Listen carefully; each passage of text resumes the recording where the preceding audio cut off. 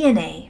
We talk about it so much. It is the ultimate director for cells, and it codes for your traits. It's a major component of what makes you, you. When you have a really important molecule like DNA that is ultimately responsible for controlling the cell, it would make sense that when you make another cell, like in mitosis, you would also have to get more DNA into that cell. And that introduces our topic of DNA replication, which means making more DNA. First, let's talk about where and when. First, where. It occurs in the nucleus. If the cell has a nucleus. Remember, not all cells have a nucleus. This video clip is actually going to focus on the types of cells that do have a nucleus. They're known as eukaryote cells. Prokaryotes, which are cells that do not have a nucleus, they do things a little differently. They also do DNA replication, but that is not going to be our focus for this clip. Next, when. When does this happen? Well, this typically happens during a stage known as interphase. Interphase is when a cell is growing, it's carrying out cell processes, and it's replicating its DNA. You know what it's not doing at the exact same time? Dividing. You don't want a cell to be replicating DNA and dividing at the same time. That's a little bit too much multitasking. So DNA replication does not happen during cell division, otherwise known as mitosis. In fact, cells replicate their DNA before division processes like mitosis and meiosis. Because once you make the new cell, you better have DNA to put in there. I think DNA replication would actually make a great video game.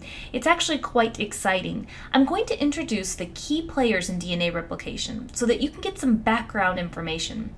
Now, the majority of these key players that I'm going to introduce are enzymes. In biology, when you see something end in ASE, you might want to check, as it's very possible that it may be an enzyme. Enzymes have the ability to speed up reactions and build up or break down the items that they act on. So here we go with our key players. First, helicase. This is the unzipping enzyme. If you recall that DNA has two strands, you can think of helicase as unzipping the two strands of DNA. Helicase doesn't have a hard time doing that. DNA polymerase, the builder. This enzyme replicates DNA molecules to actually build a new strand of DNA. Primase, the initializer. With as great as DNA polymerase is, poor DNA polymerase can't figure out where to get started without something called a primer. Primase makes the primer so that DNA polymerase can figure out where to go to start to work. You know what's kind of interesting about the primer that it makes? It's actually a piece of RNA. Ligase, the gluer. It helps glue DNA fragments together. More about why you would need that a little later. Now don't feel overwhelmed. We'll go over this sequence in order.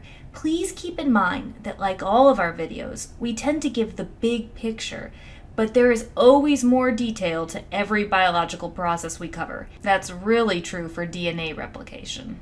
DNA replication starts at a certain part called the origin. Usually this part is identified by certain DNA sequences. There can be multiple origins within the DNA.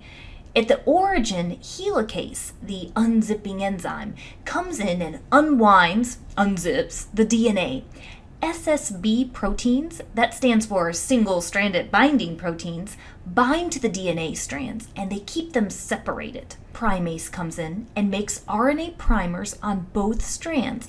Now remember, that's really important because otherwise when DNA polymerase comes in, it wouldn't know where to start. Now DNA polymerase can get to work. Remember, it's the important enzyme that adds DNA bases. Now you have two strands, right? They're not identical. Remember, they complement each other. They also are anti-parallel, so that means they don't really go in the same direction. With DNA, we don't say a strand goes north or south. The directions for the DNA strands are a little different. We say that DNA either goes 5' to 3' or 3' to 5'. This can seem very confusing. What in the world does that mean? Well, the sugar of DNA is part of the backbone of DNA. It has carbons. The carbons on the sugar are numbered right after the oxygen in a clockwise direction. 1 prime, 2 prime, 3 prime, 4 prime, and 5 prime. The 5 prime carbon is actually outside of the ring structure. Now you do the same thing for the other side, but keep in mind this strand is flipped, just because DNA strands are anti-parallel to each other. So let's count these. Again, clockwise from the oxygen, 1 prime, 2 prime, 3 prime, 4 prime, 5 prime. And the 5 prime is out of the ring. This strand on the left runs 5 prime to 3 prime. And the strand on the right here runs 3 prime to 5 prime. Well, it turns out that DNA polymerase can only work in the 5 prime to 3 prime direction. So the strand that runs 5 prime to 3 prime is fine. It's called the leading strand. But the other strand will make it a little tricky. DNA polymerase can only go in the 5 prime to 3 prime direction. So RNA primase, it has to set a lot of extra primers down to do that, as shown here. It takes longer too. This strand is called the lagging strand, which is pretty fitting. On the lagging strand, you tend to get these little fragments of synthesized DNA. They're called Okazaki fragments. Amazing name. The primers have to get replaced with DNA bases since the primers were made of RNA. Ligase, remember that's the gluing enzyme as I like to nickname it, has to take care of the gaps in the Okazaki fragments. Now, at the end, you have 2 identical double helix DNA molecules from your one original double helix DNA molecule. We call this semi-conservative replication because the 2 copies each contain one old original strand and one newly made one. Oh, one last thing.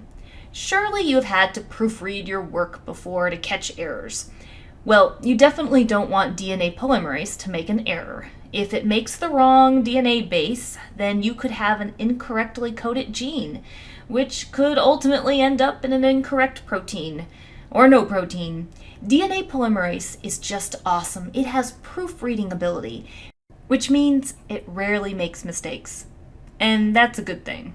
Well, that's it for the Amoeba Sisters, and we remind you to stay curious.